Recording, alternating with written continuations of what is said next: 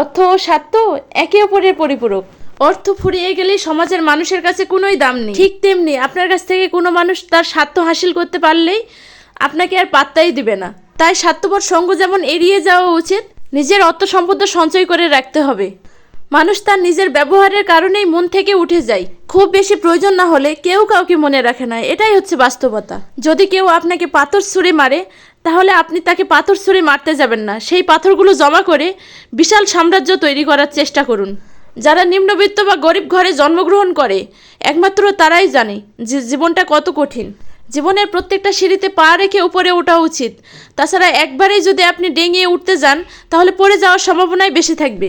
সত্যি কথা বলতে গিয়ে যদি আপনার আপনজনেরা আপনাকে ছেড়ে চলে যায়, তাহলে আপনি ভেবে নেবেন আপনার আপনজনেরা কখনোই আপনার আপন ছিল না। ভদ্র আচরণ করতে কখনো বইয়ের শিক্ষা লাগে না, পরিবারের শিক্ষাই যথেষ্ট। বৃষ্টি শুরু হলে পাখি কোথাও না কোথাও আশ্রয় খোঁজে, কিন্তু ঈগল মেঘের উপর দিয়ে এড়িয়ে যায়।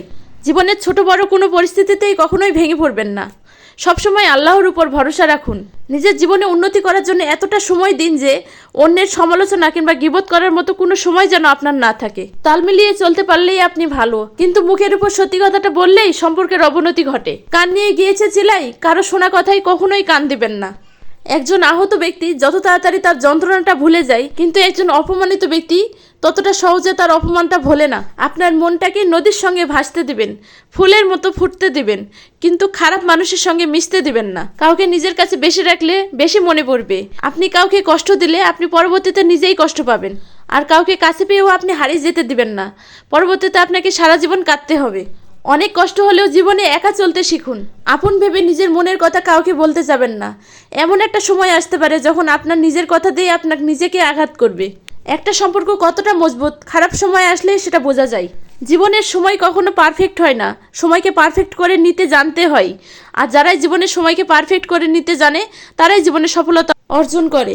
প্রজাপতির পিছনে ছুটে সময় নষ্ট করে কোনো লাভ নেই। ফুলের চাষ করে দেখবেন প্রজাপতি আপনার পিছনে ছুটবে।